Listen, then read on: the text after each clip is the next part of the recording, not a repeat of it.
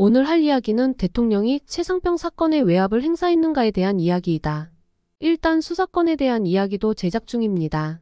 그게 이 사건의 키워드가 된다고 생각하기에 여러 사람들의 의견과 자료들을 보고 서로 반대되는 의견을 전부 정리할 생각입니다. 일단 이 대통령의 외압이 불거진 이유는 박정훈 대령의 말 때문이다. 박정훈 대령은 수사를 진행하는데 대통령실에 외압이 있다고 주장을 했다. 가장 핵심은 7월 30일부터 8월 2일까지 3박 4일간에 무슨 일이 있었는지에 대해서 정확하게 밝혀내는 것이다. 그래야 대통령이나 박 대령의 말 중에 누가 거짓말을 하는지 알 수 있는 것이다. 7월 20일 대통령의 철저한 조사를 하겠다는 말에 해병대 수사관도 움직입니다. 그리고 7월 28일 해병대, 그리고 7월 28일 수사단장은 사령관에게 8명의 과실치사 의견을 보고했습니다. 그리고 유가족들에게도 사건의 내용을 이야기했습니다. 7월 30일에 오전에 해군 참모총장에게, 오후에 국방부 장관에게 보고했습니다. 그리고 국방부 장관은 보고서에 자신의 이름으로 서명까지 했습니다. 여기까지는 서로 간 인정한 내용입니다. 오후 5시 30분부터 사령관은 군사보좌관 김영래 대령, 국방비서관과 통화를 했습니다.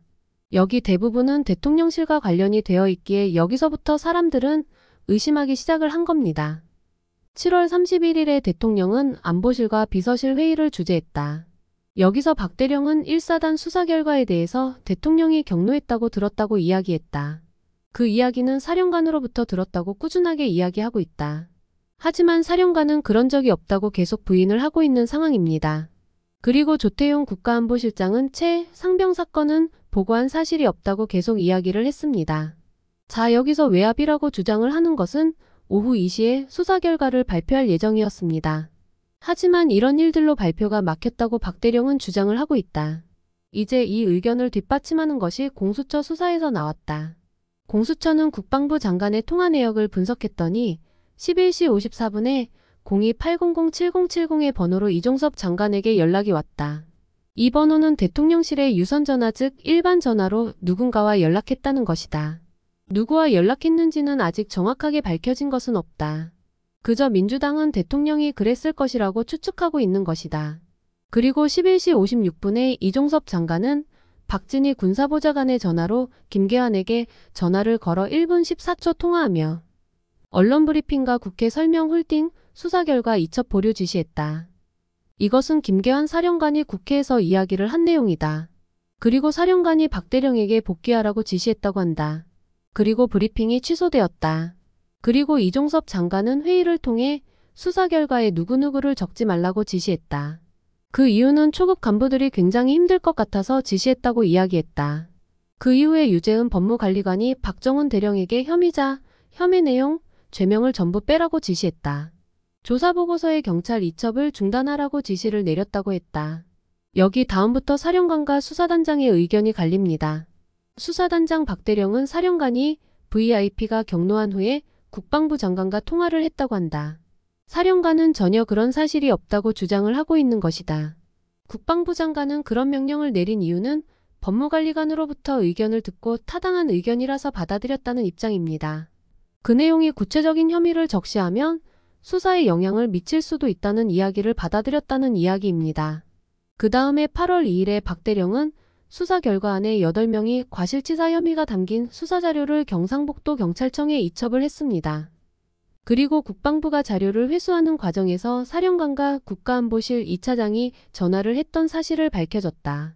그리고 유재은 법무관리관도 검찰단장, 국방비서관 등에 통화를 했다고 나오고 있다.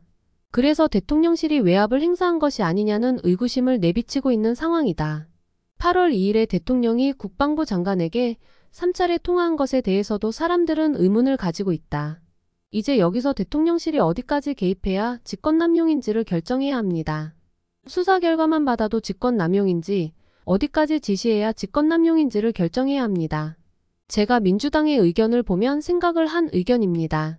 수사 결과를 받고 지시를 하는 것 자체가 직권남용에 해당하는 것으로 판단을 하고 있는 것 같습니다.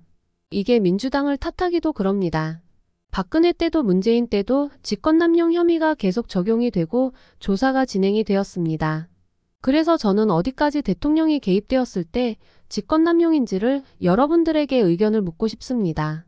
적법 절차와 직권남용은 한 끗 차이라고 생각하고 있습니다. 이 사건을 물론 국민적 관심을 가지는 사건들에서 대통령실이 취해야 하는 자세가 무엇인지 여러분의 의견을 듣고 싶습니다. 대통령실은 최상병 순직 사건은 이미 경찰이 1차 수사를 마쳤고 외압 의혹 등에 대해서도 공수처가 수사를 진행하고 있다고 이야기를 하고 있다.